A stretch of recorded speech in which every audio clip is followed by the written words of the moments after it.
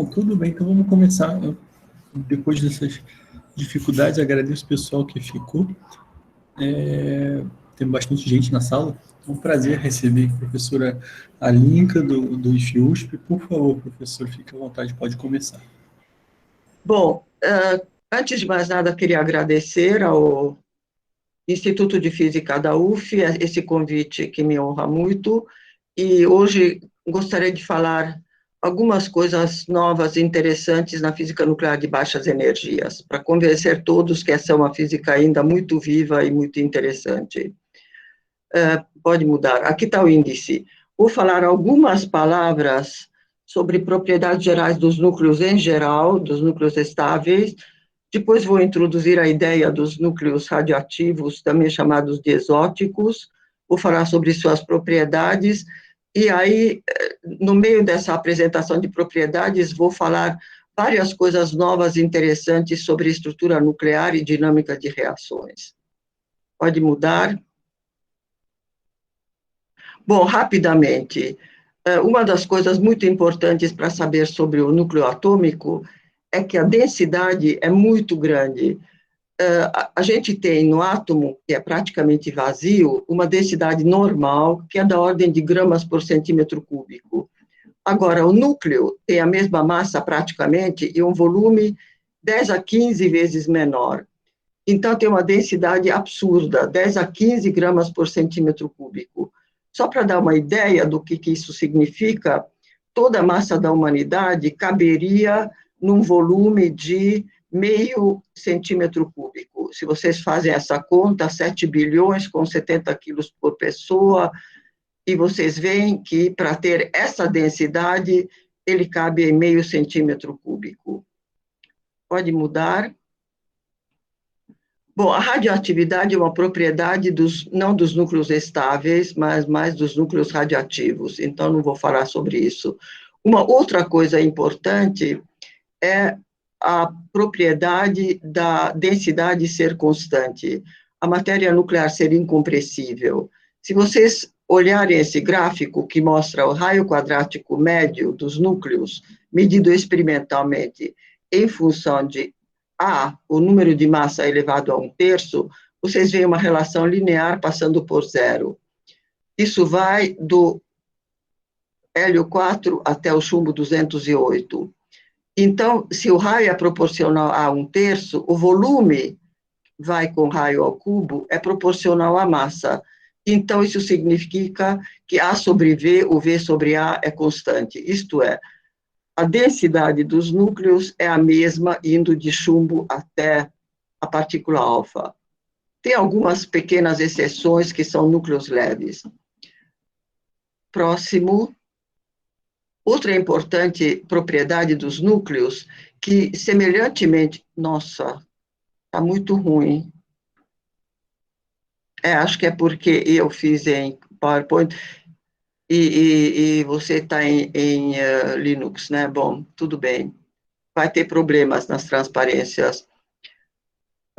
O modelo que bem descreve os núcleos em geral é o modelo de camadas.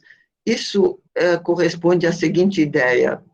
Os núcleons, que são prótons e nêutrons, se movimentam num campo médio, que é um poço de potencial que tem seus autoestados. Aqui está o potencial, por exemplo, do oscilador harmônico, que é uma parábola, ou de um Wulff-Saxon, e aqui dentro tem os autoestados. Bom, isso, para realmente descrever o modelo de camadas, como se observa experimentalmente no vale de estabilidade, que as camadas fechadas contêm 2 núcleons, 8 núcleons, 20 núcleons, 28 núcleons, foi necessário incluir mais uma interação, que é a interação do spin com o momento angular orbital. Quando inclui essa interação, a degenerescência se levanta, e o S1,5, o P1,5 e o P3,5 são separados, o D5,5 e o D3,5 são separados, e assim por diante. E aí vocês veem um gap entre os níveis de energia em 2, 8, 20, 28, 50.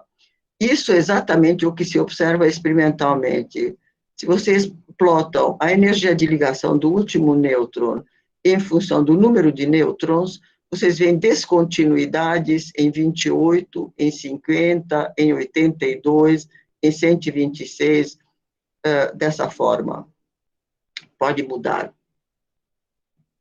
Bom, algumas propriedades dos núcleos estáveis com camadas fechadas. Bom, as camadas fechadas, na verdade, não é só núcleos estáveis. Para os núcleos estáveis, os números mágicos são 2, 8, 20, 28, 50, assim por diante. Uma das propriedades é que a energia de excitação do primeiro estado excitado é muito maior do que para os isótopos vizinhos. Aqui vocês veem para criptônio 86, e tem 36 prótons e 50 nêutrons. Quando chega em 50 nêutrons, aparece uma energia de excitação muito maior do que para os vizinhos. Aqui é o E2+, isso é para os isótopos par-par. Por exemplo, o hélio 4 não tem estado excitado estável. O primeiro estado, que é um estado 0+, aparece acima de 20 MeV e já não ligado. Oxigênio 16, que tem 8 e 8, é 6 MeV, o primeiro estado excitado. Para o cálcio 40 e 48 também é alto. Agora, outra propriedade que aparece, que nos raios nucleares aparece ou um mínimo ou uma descontinuidade. Aqui estão os isótopos do criptônio, também o raio de carga deles, em função do número de nêutrons, e vocês veem um kink. Esse mínimo corresponde exatamente a N50. E essa subida aqui é devido à deformação do núcleo. Próximo.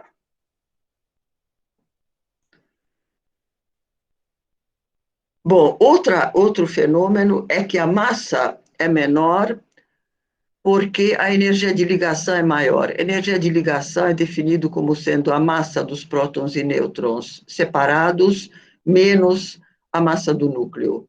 Como a energia de ligação é maior, é mais difícil quebrar o núcleo mágico, então a massa é menor. Aqui está plotado a energia de separação de dois nêutrons, que é definido como a diferença na energia de ligação, e o que a gente vê aqui em função do número de nêutrons. Para um grande número de elementos, para um grande número de Zs. O Z aqui nesse gráfico varia entre 27 e 50. E para todos eles, vocês verificam uma queda nessa energia de ligação, isto é, uma descontinuidade para Zs maiores do que 50, o B cai. Porque quando você coloca um nucleão fora da camada fechada, a sua energia de ligação é muito menor. Então, essa propriedade é muito claramente vista aqui. Agora, o campo médio nuclear define os níveis de energia e o gap, que define a estrutura de camadas. Agora, isso pode mudar, o que pode mudar o campo médio? A deformação ou uma mudança no preenchimento de camadas do outro tipo de núcleo. Por exemplo, o campo médio dos nêutrons muda se as camadas de prótons são preenchidas de forma diferente. Isso vai ser muito visível no caso dos núcleos radioativos exóticos. Seguinte. Bom, agora, o estudo dos núcleos radioativos exóticos começou realmente quando apareceu o primeiro resultado muito surpreendente, quando foi publicado em 1985 a medida do raio do lítio-11. Tanihata mediu a seção de choque de interação dos diferentes isótopos de lítio e relacionou a seção de choque de interação através de cálculos de Glauber, com o raio quadrático médio da matéria. Isso não é medida de raio de carga, é medida de raio de matéria. E aqui está plotado o raio de matéria quadrático médio em função do número de massa. E vocês veem que aqui está o lítio 6, 7, 8, 9, e daí pula para 11 e tem uma grande mudança no raio. O raio quadrático médio de matéria é 3,27 fermis. Seguinte. Bom, isso se verificou, esse mesmo valor, com a outra medida totalmente diferente, Kobayashi mediu a distribuição da quantidade de movimento do lítio 9. Quer dizer, jogando o feixe de lítio 11 sobre o alvo de carbono 12, se verifica a quebra em lítio 9 e 2 nêutrons. E essa distribuição de quantidade de movimento é uma quantidade vetorial, então o valor médio é zero, se verifica duas distribuições, uma distribuição larga e uma distribuição estreita. Usando o princípio de incerteza de Heisenberg, pode clicar mais uma vez para aparecerem aqui o texto? Vinícius, próximo. Bom, não aparece o texto, não. Volta aqui. O que representa aqui essa figura, que quando o ΔP é pequeno, corresponde ao núcleo lítio 9 com grande ΔR. Quer dizer, essa distribuição corresponde aos 2 nêutrons. E quando o ΔP é grande, o ΔR é pequeno e corresponde ao lítio 9. E fazendo as contas que aqui não aparecem, a partir do ΔP se calcula ΔR, a partir desse ΔP se calcula ΔR, e fazendo uma média ponderada do ΔP com ΔR, das duas contribuições, do lítio 9 bem localizado e dos 2 nêutrons não muito bem localizados, espalhados, se chega ao mesmo valor de raio 3,2 Fermis. O seguinte, por favor. Bom, então, duas medidas independentes chegam ao mesmo resultado. Aqui tem uma figura que é totalmente enganadora, que mostra o chumbo 208, compacto, com seu raio da ordem de 6 Fermis, e o lítio 11, onde a órbita, que não tem sentido falar do ponto de vista da mecânica quântica de órbita, mas vamos dizer a distribuição média dos nêutrons, obtidos a partir da medida de Kobayashi, são praticamente do mesmo tamanho, mas isso não significa que o lítio 11 tem o mesmo tamanho. E o lítio 11 tem um tamanho 3,2 Fermis e o chumbo tem 208. Mas esse 3,2 não é proporcional a 1/3, é bem maior do que a 1/3. Então, a explicação que se deu na época é que a estrutura do lítio 11 não é uniforme, consiste de um núcleo central lítio 9 com densidade normal e de 2 nêutrons fracamente ligados nos estados 1p e 2s. Como são nêutrons, não há barreira coulombiana. E como o P e o S têm momento angular orbital baixo, não tem barreira centrífuga, ou é muito baixa. E a função de onda se estende a distâncias maiores. Então, isso é chamado de halo de 2 nêutrons. Pode ir para o próximo. Bom, aqui tem 2 exemplos de núcleos com halo de 2 nêutrons, o lítio 11, que é o lítio 9 mais 2 nêutrons, ou o hélio 4 mais 2 nêutrons.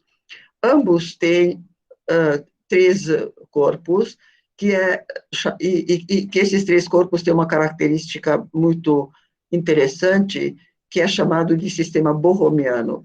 Significa que cada um dos subsistemas de 2 corpos são não ligados. Se você tem um lítio 9 mais um nêutron, formando lítio 10, ele é não ligado.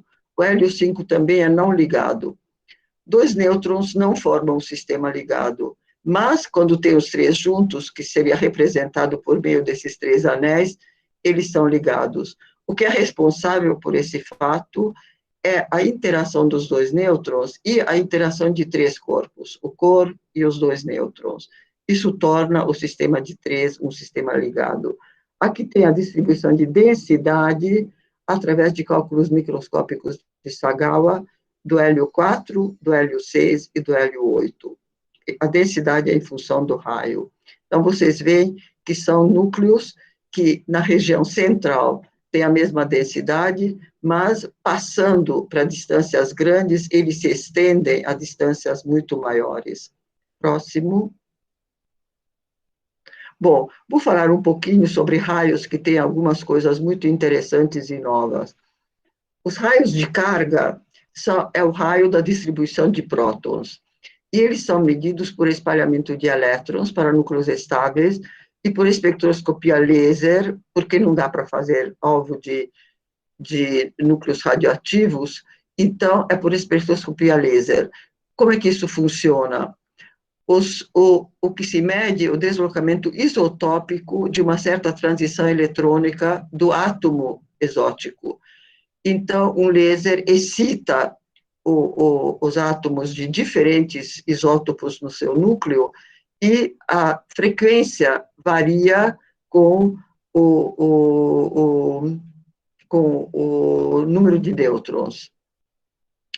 Então, dessa forma, por exemplo, se mediu o raio de carga do lítio-11. Isso foi publicado em 2006, e aqui está os diferentes isótopos de lítio e o raio de carga deles.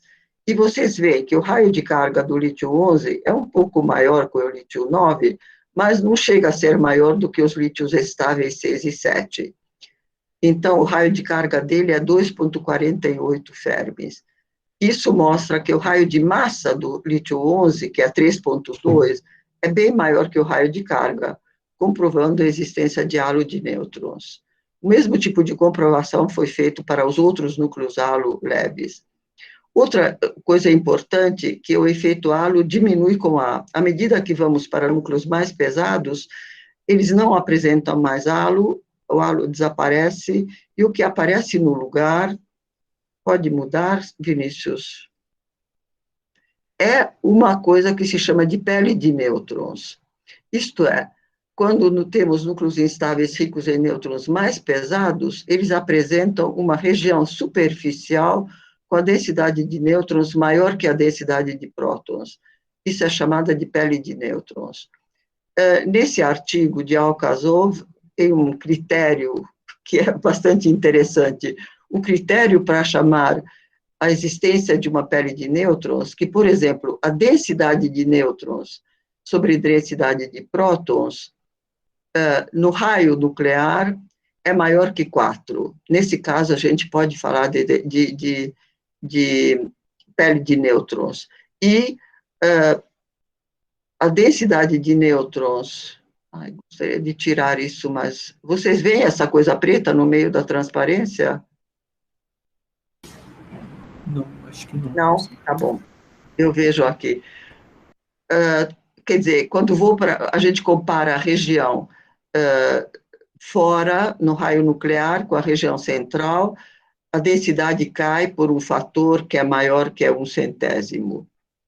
Bom, outra pergunta que se pode colocar, se a gente passa do outro lado do vale de estabilidade e vai para núcleos ricos em prótons e pobres em nêutrons, pode existir halo de prótons? Bom, é menos provável porque os prótons são sujeitos à barreira coulombiana. Então, a barreira coulombiana dificulta o afastamento de um próton do caroço. Mas o núcleo de boro 8, que tem 5 prótons e 3 nêutrons, apresenta um raio bem maior que o normal. Também tem o estado excitado do nêon 17, que tem um raio anormalmente maior. Então, esses núcleos são chamados núcleos de halo de próton. Próximo. Bom, aqui tem uma transparência. Aí é neon ou flúor, Aline? Não, nêon. Porque flúor 16. Flúor 19. Sim. Ok, sorry. Não, mas ele é instável, entende? Então não dá muito bem para falar. O flúor 16 e 15 não são ligados. O 17 é ligado. Bom, nessa transparência, eu vou mostrar uma série de coisas importantes que se pode utilizar a pele de nêutrons. Então, isso são slides de uma transferência de Concetina Scienti, que trabalha na Alemanha, em Mainz. Isso está no SlideShare. Colocando no Google, a gente encontra essas transparências, que são muito interessantes. Bom, então, aqui está o núcleo normal, com densidades no centro, na razão de n sobre z, e na superfície praticamente iguais. Aqui tem os núcleos ricos em nêutrons, que apresentam uma pele de nêutrons, a distribuição, mesmo na parte superficial, a densidade de nêutrons é maior, e aqui o halo que apresenta esse rabo. Então, a pressão força os nêutrons fora para sair do núcleo quando eles são muito numerosos, mas a tensão superficial segura eles. E essa relação pode dar informações sobre a equação de estado. Então, isso que eu quero mostrar aqui. Aqui está medidas da espessura de pele de nêutrons do chumbo 208. E agora estão sendo medidos com precisão muito grande, porque essa espessura de pele de nêutrons, a pele de nêutrons pode restringir a equação de estado. Então, tem medidas com diferentes métodos, isso aqui é o pigment resonance, isso é a polarizabilidade do dipolo elétrico, aqui espalhamento de pions no núcleo, espalhamento de antiprótons, espalhamento de prótons, aqui são elétrons polarizados que são espalhados, bom, enfim. E vocês veem que dão valores diferentes, mas existe alguma coisa em torno de 0,2 Fermi como densidade. Aqui ele faz a seguinte consideração, que a matéria nuclear, que seria a pele de nêutrons, e as estrelas de nêutrons obedecem à mesma equação de estado. Então, embora eles tenham densidades muito diferentes, a equação de estado é a mesma. E nessa figura, a gente mostra que aqui temos exatamente o diagrama de fase, a pressão contra a densidade em unidades de 10 a 27, menos 27 bar. E aqui são cálculos de teóricos de campo médio, campo efetivo quiral, com somente interação de 2 nucleons, e aqui incluindo interação de 3 nucleons. E aqui está as medidas da espessura, medidas de chumbo, de pele de nêutrons de chumbo 208, que todos eles caem nessa região. Então, mostrando que levar em conta a interação de 3 corpos no cálculo quiral é muito importante. Então, experiências de física nuclear podem ter grandes influências sobre a equação de estado, que, na verdade, modela tudo, inclusive as estrelas de nêutrons. Próximo. Bom, aqui está a carta isotópica dos núcleos leves com halo, e aqui a gente vê vários exemplos, o hélio 6, o lítio 11, o berílio 11, o carbono 22, desse lado tem o boro 8, então isso são todos núcleos próximos ao dripline, porque esses são os últimos núcleos ligados. Além disso, os núcleos são não ligados. Próximo.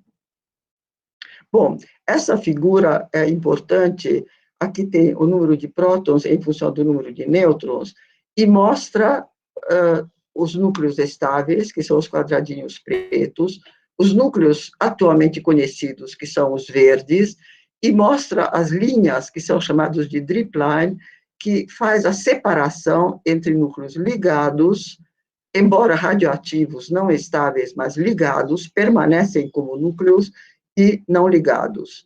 Então, além do dripline, o núcleo é não ligado. O que se descobre com isso?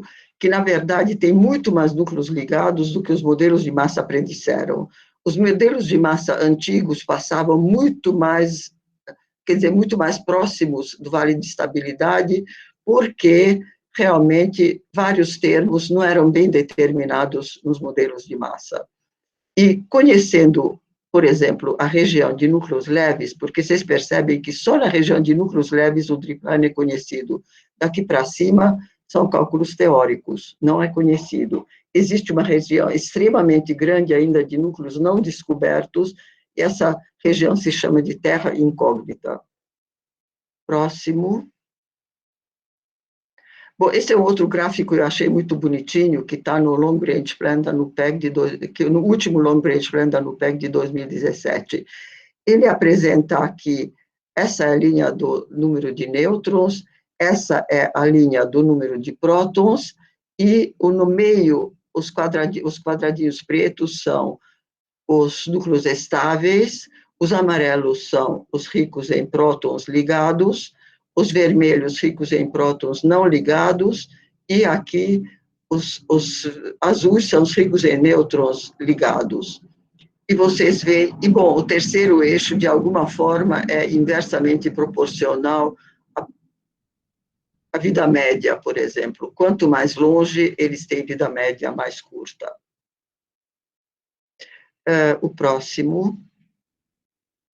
Bom, agora vou falar da estrutura de camadas nesses núcleos radioativos fora da linha de estabilidade. Isso é um campo que está em desenvolvimento, é muito ativo, porque o estudo das mudanças na estrutura de camadas dá informação sobre a interação nuclear. Então, a gente quer saber quais são os novos números mágicos, quais são como é que é a estrutura de camadas em função de Z e de N. Bom, a evolução observada indica forte contribuição de mudanças no potencial central da interação efetiva núcleo-nucleon, na força tensorial e nas forças de 3-nucleon. Eles todos têm impacto substancial sobre essa evolução. Isso foi publicado na Nature em 2019. Próximo. Bom, então, vamos começar com isótopos de oxigênio. A gente sabe que oxigênio 16, que é um núcleo bem conhecido, e tem Z e N igual a 8, é duplo mágico. O seguinte seria o oxigênio 28, que teria N igual a 20, mas o que se sabe que ele é não ligado. Aqui está a carta de nuclídeos nessa região, e o que se observa que o último oxigênio ligado é o oxigênio 24. O 25, 26, 27 e 28 são não ligados. Aqui tem os estados excitados desses núcleos. Aqui está o estado fundamental do 24. O primeiro estado excitado, 2+, está acima de 4 MeVs. O 25, o seu estado fundamental está acima. O 26, seu estado fundamental está acima. E o 28, o estado fundamental está muito acima. Então, a gente vê o seguinte, que o último, então, obviamente, ele não é mágico porque não é nem ligado. O último isótopo ligado é 8 prótons e 16 nêutrons. Ele é duplo mágico porque tem uma energia de excitação muito elevada, o primeiro estado excitado. Vamos para o próximo. Aqui tem uma figura de um artigo do Olivier Sorlin, de 2008, que já é bastante antigo, mas é uma figura muito boa para explicar por que mudam os números mágicos quando a gente muda a razão N sobre Z. N sobre Z aumenta nessa direção. Aqui temos um exemplo de um núcleo que seria Z igual a 6, então o carbono com 8 nêutrons seria o carbono 14, por exemplo. Bom, com Z igual a 6, esses são os níveis dos prótons, esses são os níveis dos nêutrons. O P3,5 está cheio. E isso atrai o P1,5 dos nêutrons e desce e faz aparecer o gap aqui quando 8 nucleons estão cheios de nêutrons. Então, N igual a 8, quando Z igual a 6, N igual a 8, que são próximos, o número mágico é o 8.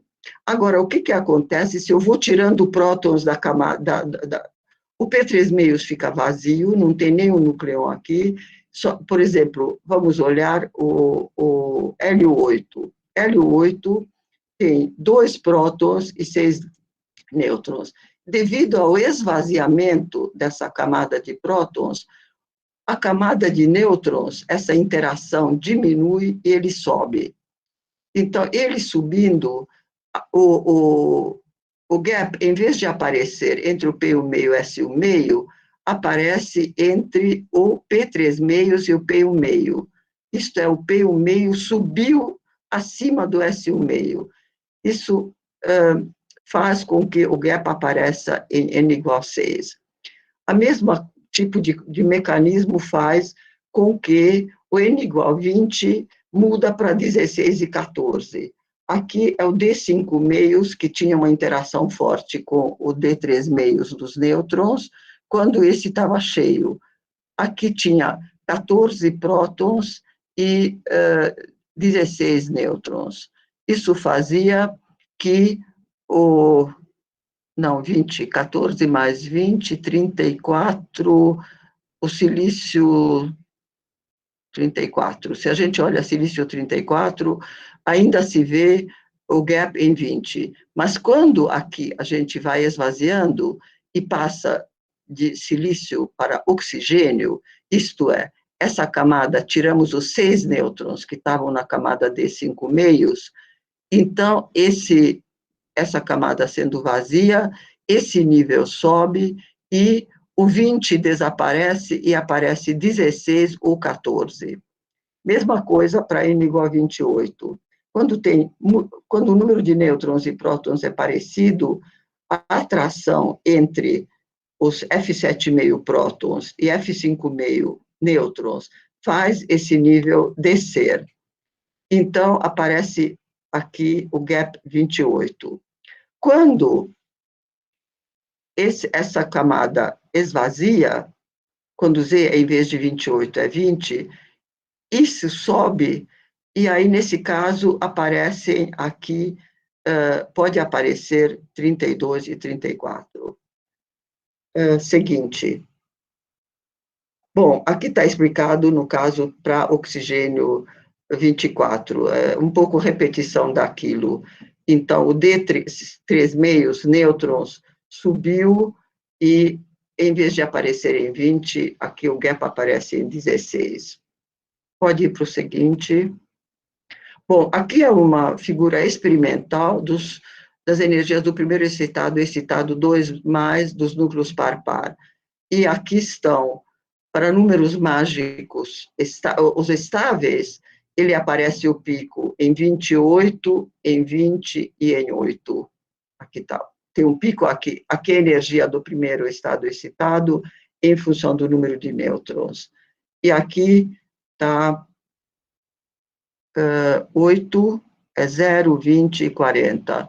Aqui está em 8 esse pico, aqui está em 20, aqui está em 28. No entanto, quando a gente vai esvaziando o número de, tirando prótons e mantendo n igual a 20, o que acontece é que o 20 não é mais número mágico, ele passa de 20 para 16, passa de 8 para 6, aqui está o pico no berílio 10, em vez de estar no oxigênio 16, aqui está o pico no lugar em 16, em vez de estar em 20, o pico está no oxigênio 24, em vez de estar no cálcio 40, e aqui está em 32, no caso do cálcio 52.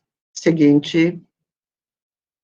Bom, isso, muitos de vocês devem conhecer a expressão ilha de inversão.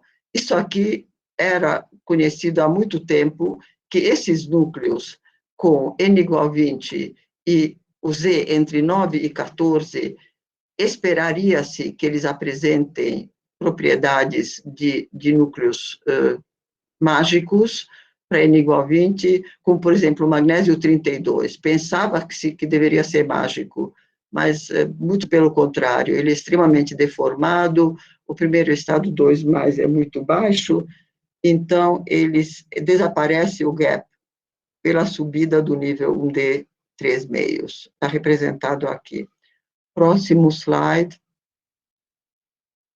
Bom, então, aqui está, isso aqui são slides do Eric Leistenschneider. O n igual a 8 vai desaparecendo à medida que a gente vai esvaziando os números número de prótons.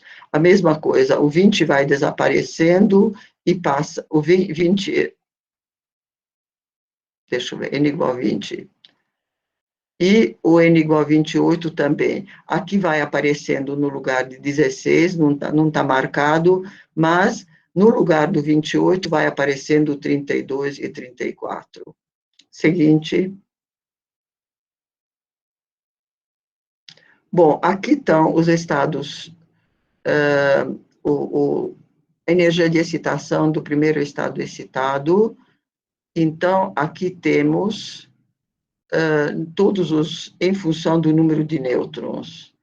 E aqui vocês veem que para, por exemplo, níquel, Z igual a 28, o A é 56, e tem um grande pico.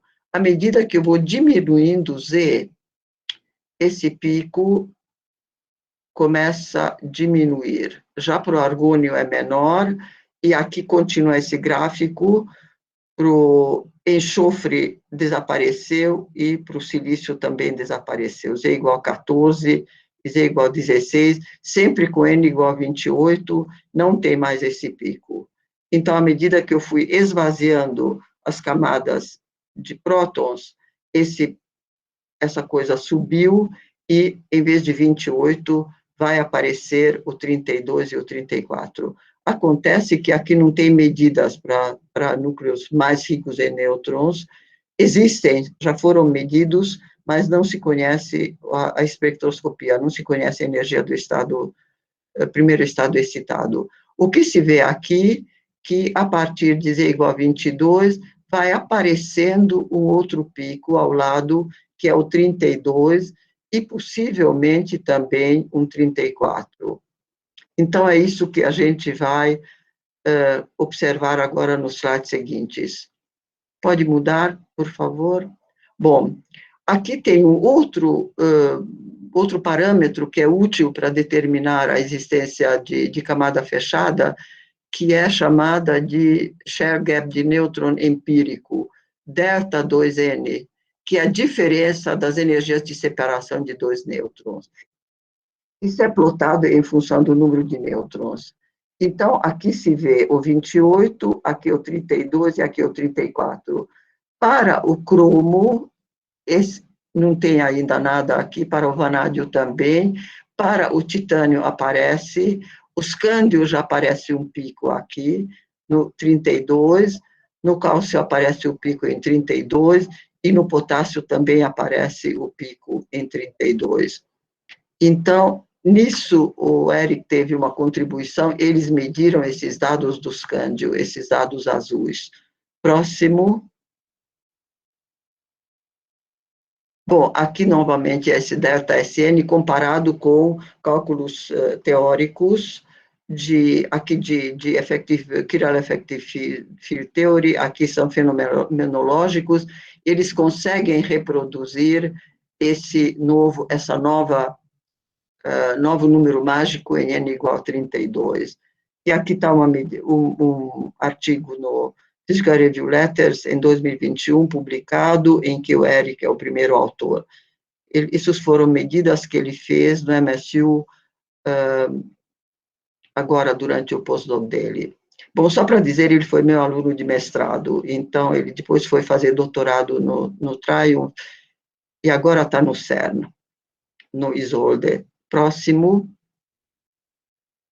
Bom, essa coisa é importante, aparece também no Long Range Plan 2017, aqui estão os estados, a estrutura dos isótopos de cálcio, mostrando o número mágico em N igual a 32 também. Bom, o próximo é uma coisa interessante, porque mostra que tem ainda grandes desafios. Foi medido recentemente no CERN o raio de carga dos isótopos de potássio nessa região, porque a gente já viu que quando tem uma camada fechada, então deve ter uma descontinuidade ou um kink também no raio de carga. Isso se verifica por exemplo, para N igual a 28. Aqui estão diferentes cadeias isotópicas, todos eles mostrando um mínimo no raio de carga. Isso, na verdade, é diferença de raio de carga em relação ao N igual a 28.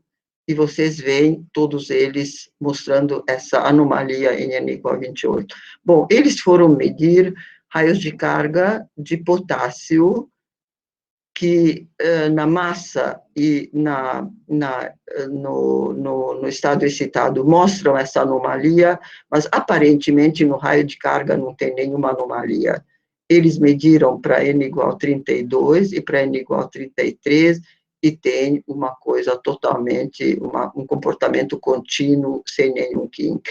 Então, eles dizem que isso desafia o caráter mágico de N igual a 32, também publicado na Nature. Próximo.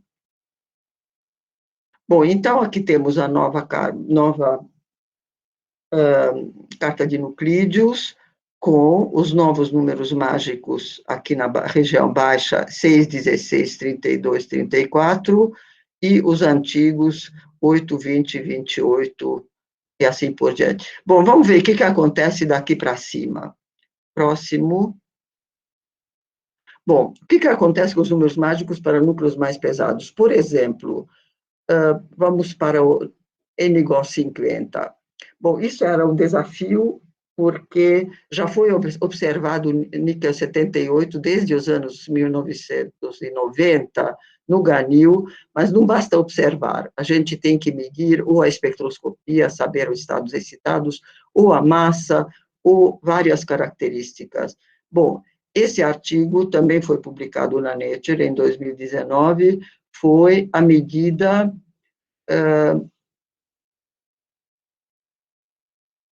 do decaimento e a medida do primeiro estado excitado do níquel 78, estado 2+. Então, o que se vê aqui é que, contrariamente ao que se esperava, o níquel 78 também é duplamente mágico. Aqui está o primeiro estado excitado dele. Isso é bem reproduzido por cálculos de modelo óptico de larga escala, o modelo de camadas Monte Carlo, mas o que eles predizem que há uma competição nesse estado fundamental entre configuração esférica, com beta igual a 0, e deformada prolata, bastante deformada, com beta igual a 0,3, mesmo no fundamento, sendo que o estado fundamental é esférico, mas aqui aparece aqui está o 2+ e o 4+, mas aparece um 2+ deformado, próximo ao 2+ esférico. E isso aqui é reproduzido por esses modelos. E esses modelos preveem que, se a gente acrescentar mais alguns nêutrons, para N igual 51, 52, ele vai realmente, vai deixar de ser esférico e vai ser deformado, e se a gente subir o Z e o N, provavelmente já N igual a 50 deixa de ser mágico. Quer dizer, ele é excepcionalmente mágico por ser duplamente mágico, isso ajuda a realçar a magicidade. Isso também foi publicado na Nature. Seguinte. Bom, e agora, o próximo? O próximo, que é muito interessante, os estânios, que tem Z igual a 50, e isso foi também publicado na Nature, mas isso já faz mais de 10 anos, em 2010, o estânio 132 tem 50 prótons e 82 nêutrons, e novamente ele é duplo mágico. Aqui está a energia de excitação, e aqui está o S2N com essa mudança abrupta. E o raio nuclear também mostra um kink. Bom, mas o que a gente pode dizer que esses duplamente mágicos, se a gente olhar a carta de nuclídeos, na verdade, por exemplo, aqui está o caso do níquel 78, e aqui está o caso do estânio 132, eles estão bastante longe do dripline. Então, provavelmente, a gente teria que ir, se o dripline, nesse caso, no dripline, o N igual a 82 teria um Z próximo de 30, com uma grande mudança no preenchimento de estados de próton, provocando provavelmente total mudança na estrutura de camadas. Mas tudo isso é muito importante porque dá informações claras sobre que tipo de interação nuclear que a gente tem que utilizar para explicar esses fenômenos. Próximo. Bom, agora mais umas coisas interessantes, que é, por exemplo, a observação da oscilação da pele de nêutrons em relação ao caroço formado por prótons e nêutrons. Isso, no caso do estânio 124, foram medidos, isso se chama de pygmy resonance, quando é a pele de nêutrons que oscila em relação ao caroço. Aqui, eles medindo alfa-alfa-linha gama, eles observaram o pygmy resonance entre 5 e 7, estendendo praticamente até 9 MeVs. No mesmo núcleo-alvo, estânio 124, com oxígeno 17, espalhado inelasticamente, medindo os gamas, e aqui é gama-gama-linha.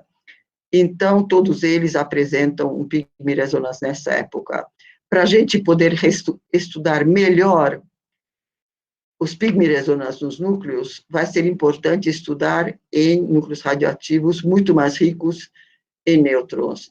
Isso é a perspectiva futura de incidir feixes radioativos muito ricos em nêutrons sobre diferentes alvos e medir a espectroscopia gama dessa reação. Isso também é uma proposta nesse Long Range Plan. Próximo.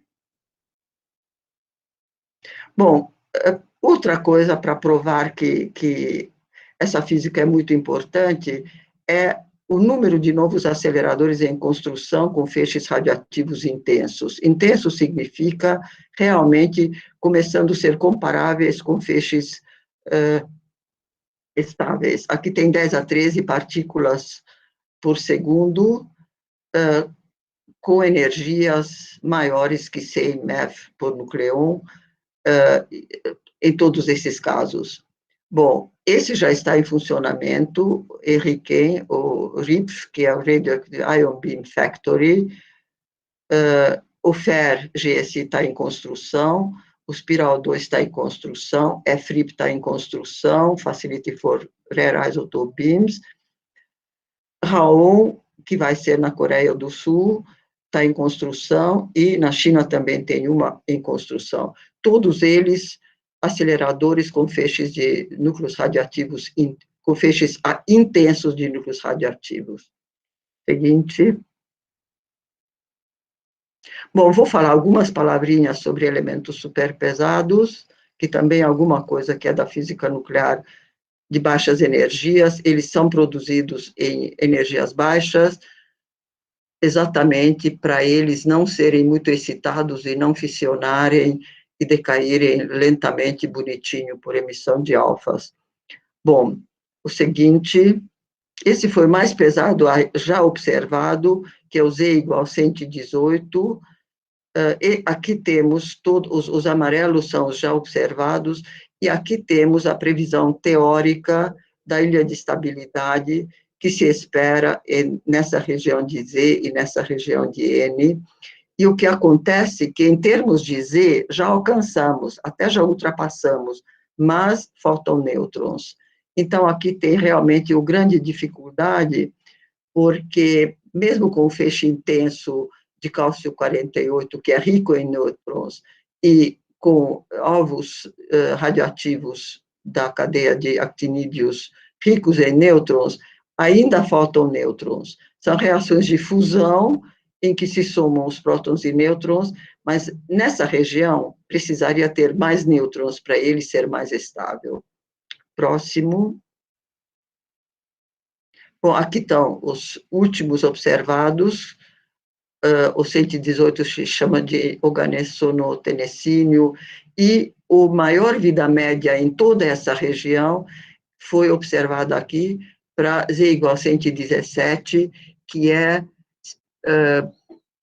o tenecínio 294, que tem 78 milissegundos. Se vocês olham os vizinhos, são todos da ordem de nanosegundos. Então, isso realmente uma grande variação na meia-vida e que sugere que talvez estamos aproximando a ilha de estabilidade. Próximo. Bom, então isso também aparece, esse assunto, nesse Long Range Plan, indicando os já conhecidos e localizando novamente a ilha de estabilidade. Mas o que é muito interessante, que estão começando realmente conseguindo fazer medidas de química e medidas de espectroscopia nuclear sobre esses núcleos, ainda não os mais novos, mas, por exemplo, no Röntgenium, qual que é? Röntgenium 200, é muito pequeno. Bom, enfim, ele está na cadeia do 115, e aqui estão as energias dos raios gama emitidos, E1, M1, e já está se construindo uma espécie de esquema de níveis para ele. Próximo. Bom, outra coisa muito interessante, que tem implicações, inclusive, para a astrofísica, é a espectroscopia do carbono 12, o estudo da estrutura de cluster dos núcleos como carbono 12. O que foi recentemente observado são estados excitados no carbono 12, 2+ e 4+, que estão numa região de energia de excitação bem mais alta e formam a banda rotacional do estado que é chamado de estado Hoyle, que tem aquela estrutura linear de 3 partículas alfa, que foi realmente como o carbono 12 é formado a partir das partículas alfa na nucleossíntese. E o estudo dessa banda está sendo bem reproduzidos com cálculos ab initio lattice mais recentes, que está aqui dentro desse coisa. Isso também está nesse Long Range Plan. Seguinte. Bom, algumas palavras sobre dinâmica das reações. Acabei falando muito mais de estrutura do que de reações, mas porque eu talvez tinha mais familiaridade com aquelas coisas. Bom, as coisas que são muito interessantes nesse tópico são essas reações quase livres, quase free, ou de knockout, que permitem estudar correlações de curto alcance. Isso é um tema muito quente que está sendo estudado agora com muita intensidade. Outra coisa muito importante, que a transferência que ocorre, que acompanha a quebra,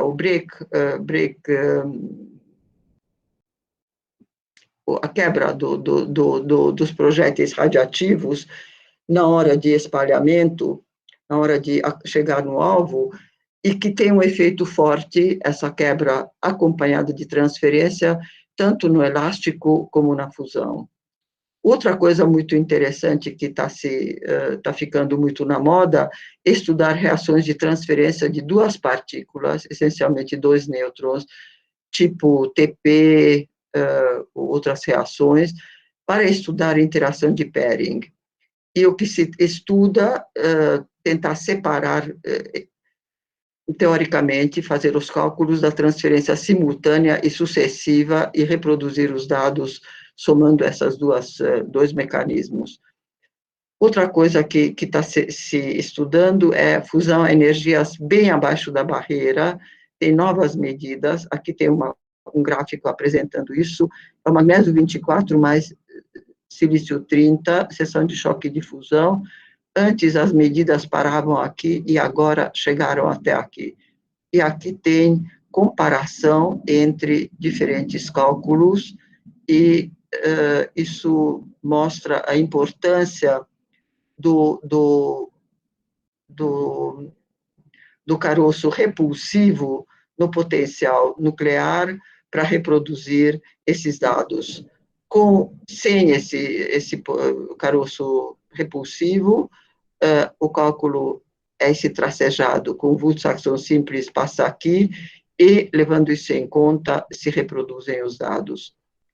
E, a partir disso, a partir desses dados, pode-se calcular o fator S astrofísico, e é muito importante porque essas extrapolações têm grande interesse astrofísico. Próximo. Bom, conclusões. O estudo dos núcleos radioativos é hoje uma das áreas mais importantes da física nuclear. Não é possível chegar às propriedades dos núcleos radioativos por meio de simples extrapolações. Novos fenômenos aparecem como núcleos halo, núcleos com pele de nêutrons, novos números mágicos, interação de três corpos, que aumentam muito nosso conhecimento na área de física nuclear. Também tem muita importância para a astrofísica. Dessa vez eu não falei nada do nosso sistema Ribras, onde a gente também pode contribuir, principalmente no estudo de dinâmica de reações. Próximo. Bom, aqui é um pouco sobre a colaboração Ribras, que envolve pessoas de muitas instituições, que têm sido muito ativos e temos muito orgulho disso. É a primeira facilidade de feixes radioativos no hemisfério sul, e que, só para mostrar a produtividade, esses 5 anos tivemos 56 artigos e 520 citações. Bom, deve ser muito maior agora, até 2021. E gostaria de agradecer, falei muito, falei praticamente 1 hora, e agradecer mais uma vez a atenção de vocês.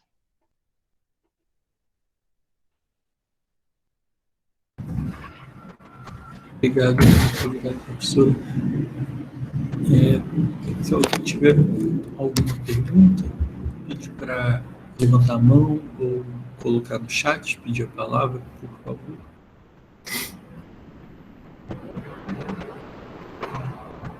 Vinícius. Oi, Alinka. Desculpa não ter respondido aquela hora, mas é que como eu entrei no modo apresentação, podia ficar complicado sair para ligar o microfone, eu mandei uma mensagem para o Rodrigo para ele tocar a reunião. Bom, primeiro eu queria agradecer muito o aceite de você ter ministrado esse colóquio para a gente, e eu acho que seria interessante, porque eu estou vendo aqui que tem muitos alunos, né, que estão logados, que você explicasse qual que é o interesse por trás e qual a importância de estudar núcleos exóticos, né, com relação a toda a evolução do universo, por aí vai. Eu acho que é bem legal para os alunos aí que querem ingressar, talvez, nessa área, ver que é uma área extremamente ampla e que nem você mostrou, que influi em diversas áreas correlatas. Tá. Bom, veja, tem vários aspectos onde esses núcleos radioativos, longe da vale de estabilidade, podem contribuir incrivelmente para o nosso conhecimento do núcleo. Primeiro, tinha falado dos raios nucleares e da pele de nêutrons. Os estudos que se fazem atualmente é sobre o chumbo 208, que é duplamente mágico, e, consequentemente, apresenta uma pele de nêutrons muito estreitinha, 0,2 Fermi.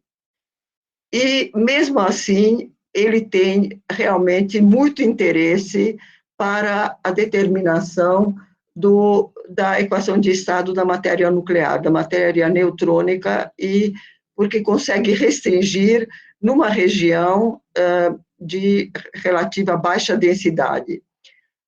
Se a gente conseguisse fazer medidas, e isso se pretende, inclusive, vai ser possível com novos aceleradores, com feixes muito intensos de núcleos mais pesados, ou inclusive menos pesados, mas muito mais ricos em nêutrons, que possuem pele de nêutrons muito mais expressiva, muito maior, a precisão e a contribuição vai ser muito grande, porque se você faz esse mesmo tipo de medida, medindo a espessura da pele de nêutrons, em regiões onde a pele de nêutrons não é 0,2, mas é 0,8, é 1, é 1,2, você consegue realmente, provavelmente, inclusive, produzir peles de nêutrons com densidade mais elevada, mais próxima da região, por exemplo, astrofísica de estrelas de nêutrons. Então, isso consegue restringir ainda mais a equação de estado. Isso é uma das coisas. A outra coisa, a interação núcleo-núcleon, que a gente conhece bem quando é aplicada apenas na região de núcleos estáveis, que a gente estuda há muitos anos. Quando vocês perceberam que, à medida que a gente vai se afastando, as coisas vão mudando. Por exemplo, a interação próton-nêutron, que a gente normalmente não estuda tão bem, quer dizer, estuda um aspecto, mas quando, por exemplo, você percebe os novos números mágicos que aparecem quando eles estão em camadas muito diferentes e os estados de energia se afastam, isso contribui muito, por exemplo, para estudar o pairing, protonêutron, para estudar o fenômeno de 3 nucleons, a força de 3 nucleons.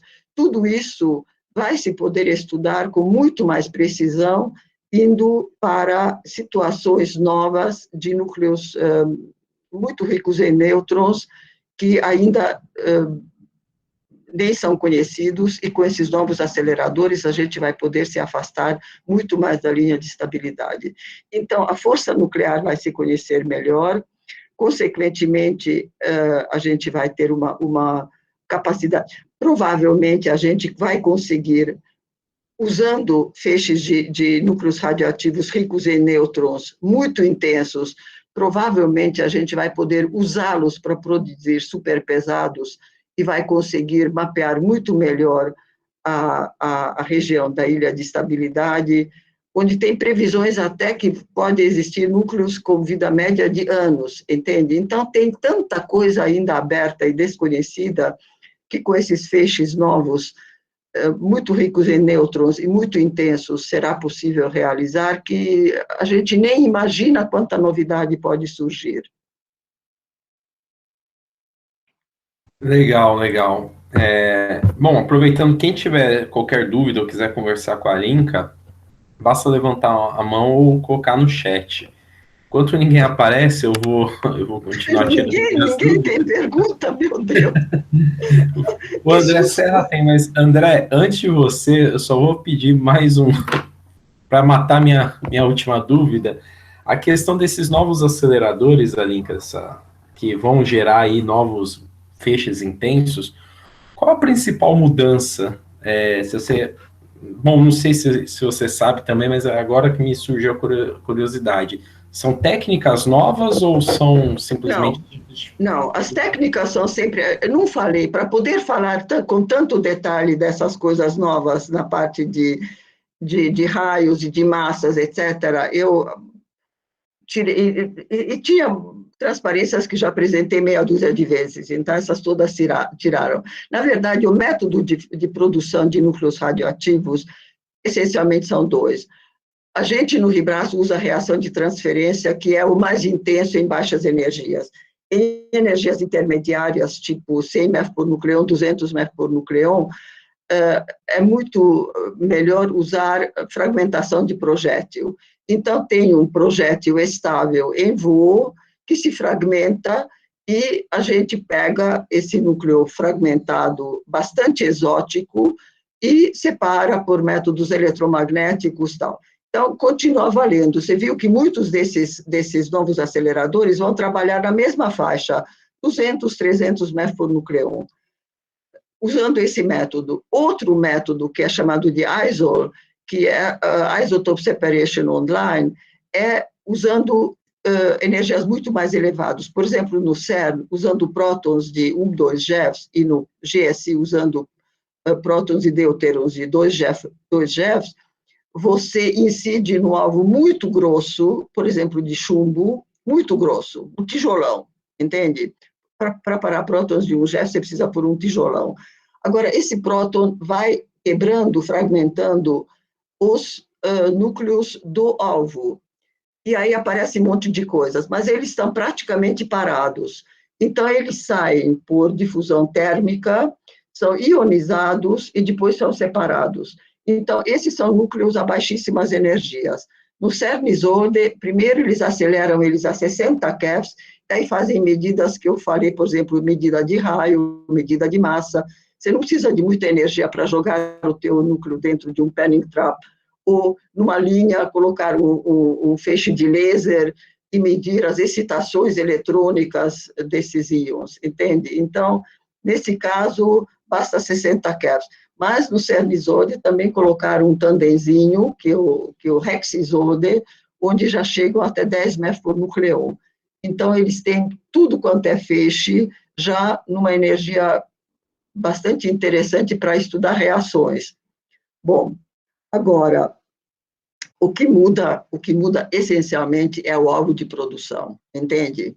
Você coloca um alvo que tem que resistir a feixes incidentes. Primeiro, você muda as fontes de íons em feixe estável, tem que ter potência muito maior, em vez de ser microamperes, são miliamperes, ou dezenas ou centenas de miliamperes, e alvos que aguentam centenas de miliamperes de feixe incidindo. Quer dizer, você aumenta a intensidade do teu feixe radioativo, aumentando a intensidade do feixe estável e aumentando a resistência do teu alvo para feixes muito intensos. Essencialmente é isso. E eles passaram de watts para quilowatts, para centenas de quilowatts.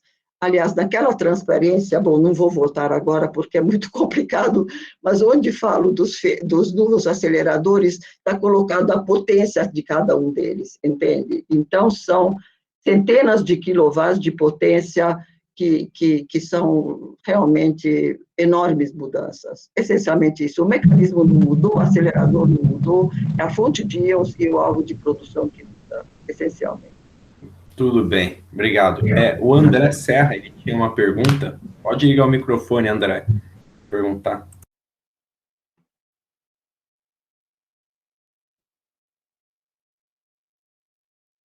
Olá, bom dia. Bom dia, André. Bom dia, professora. Eu não entendi algumas coisas, mas as duas principais, vamos dizer assim, foi a seguinte. A senhora mostrou, né, sobre possíveis novas configurações de números mágicos, né?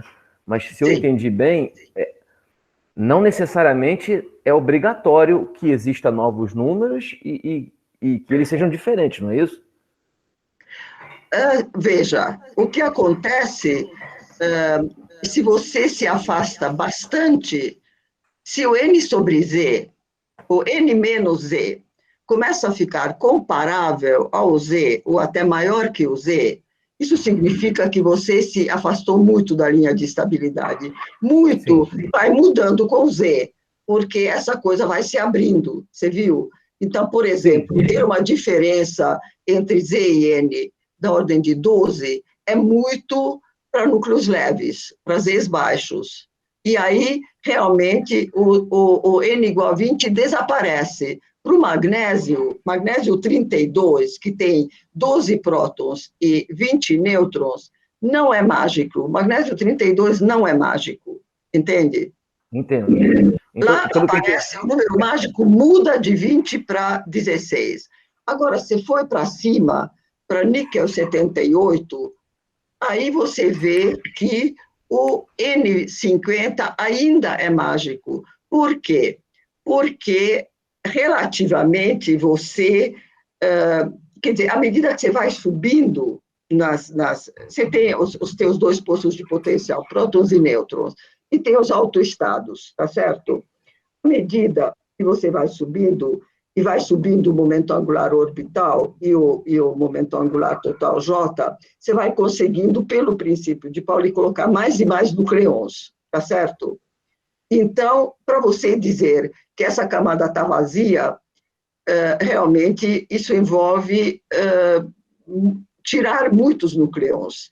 Tirar muitos prótons significa se afastar muito da linha de estabilidade, entende? Quer dizer, o dripline não é nenhum mistério, não é porque está perto do dripline que ele virou, de repente mudou o número mágico, mas porque, pelo preenchimento de camadas, o fato importante é a interação núcleo-núcleon, por exemplo, entre prótons e nêutrons, e quando os prótons vão se esvaziando e os nêutrons vão se enchendo, essa interação acaba ficando mais fraca, O F com F tem uma interação forte, porque eles têm momento angular orbital igual. Mas, quando esse ficou vazio, esse sobe, entende?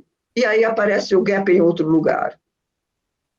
Eu entendi o que a senhora falou. Assim, uma outra dúvida que eu tive foi exatamente com essa questão das camadas, dos números quânticos, né? Pelo que eu me lembro dessa história, né, o que dá a interação entre dois níveis diferentes é a geometria das órbitas, né, que tem pouca ou muita superposição, né, para que a intensidade de interação seja alta, ou a própria, né, acoplamento entre elas. Então, eu poderia interpretar assim que o que a senhora falou, essa mudança dos níveis de energia entre diferentes acoplamentos de órbita, é que a geometria, conforme vai tirando nêutrons, né, ou prótons, as geometrias das orbitais vão se alterando, aumentando o acoplamento ou não, sim, para ter uma visão geométrica do que está acontecendo. Seria isso, a mudança geométrica dos orbitais vão tendo mais superposição ou menos, conforme vai alterando o número de nêutrons? Também, mas não só. Realmente precisa mudar os parâmetros na interação nuclear para reproduzir esse tipo de fenômeno, entende? Então, realmente, você acaba conhecendo melhor a interação nuclear quando os Zs e os Ns mudam muito, porque você não reproduz mais com os mesmos que você usava quando Z era igual a N. Por exemplo, a força tensorial ficou muito mais importante. A força tensorial podia ter pouca importância quando Z é igual a N e passou a ter muita importância quando Z e N são muito diferentes, entende? Entendi. Então não é só, não necessariamente a geometria, o acoplamento Não, em si certamente muda, né? não é só a força, não é só o aspecto geométrico ajuda a visualizar, mas não é só isso, não. Entendi. Obrigado, era isso. Nada. Legal. Agora, Linka, tem uma pergunta no chat aqui do Felipe Casarim, que ele pergunta para você quais os principais tipos de detectores utilizados nessas medidas aí. Aí que tá. Não é só fonte de íon, assim. Bom, mas isso já se utiliza com os aceleradores atuais. Veja, como com feixes radiativos, o pessoal do Vibrar sabe, a intensidade do feixe é muito mais baixa, mesmo tendo a reação tendo a mesma probabilidade, o número de fenômenos que você vai observar vai diminuir, porque é proporcional ao número de átomos no alvo vezes o número de átomos no feixe, né? Então, você precisa ter um ângulo sólido de observação muito maior. Então, se constroem detetores ou sistemas de detecção muito mais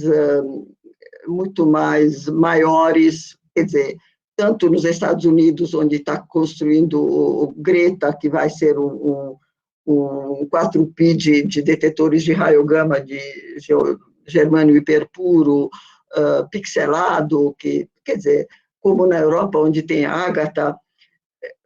Além disso, para detectar partículas carregadas, você constrói grandes conjuntos de detetores de todos os tipos. Então, o sistema de detecção fica cada vez mais... O sistema de alvo, não de produção, mas alvo também. Por exemplo, essas coisas de quase free scattering, que usa alvo de próton, e depois mede 2 prótons saindo, 3 prótons saindo. Aquele que foi feito no Japão, o níquel 78, foi produzido por reações de P2P e P3P, com feixes de cobre e 79 e zircônio 80.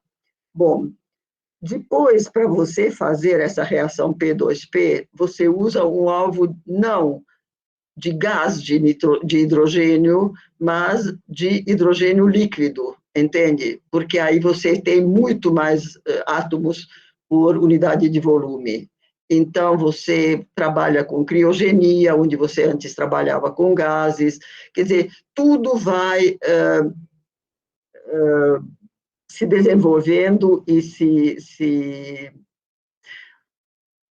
sofisticando e tornando possível detectar coisas que você não detectaria com os... Bom, isso em todas as áreas da ciência. Veja o LIGO, por exemplo. As ondas gravitacionais sempre existiram, do mesmo jeito. Estrelas de nêutrons se chocavam com buracos negros. De repente, 4, 5 anos atrás, não sei exatamente, detectaram. Por quê?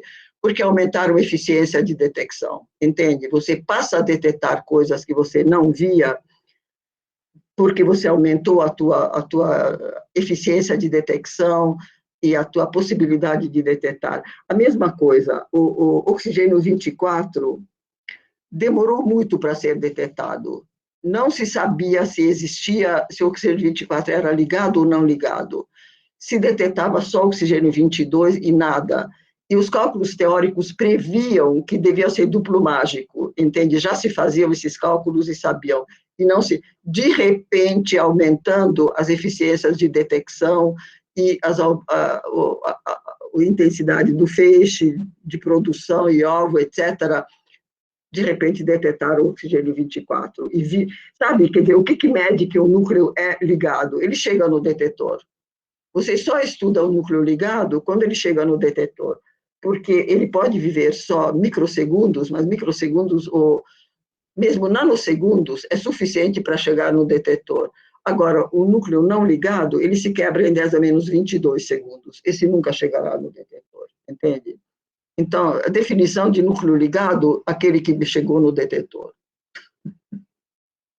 Beleza, espero que tenha ficado claro aí, o Felipe. Ele mandou a pergunta. Bom, alguém tem mais alguma dúvida que queira tirar com a professora Alinka?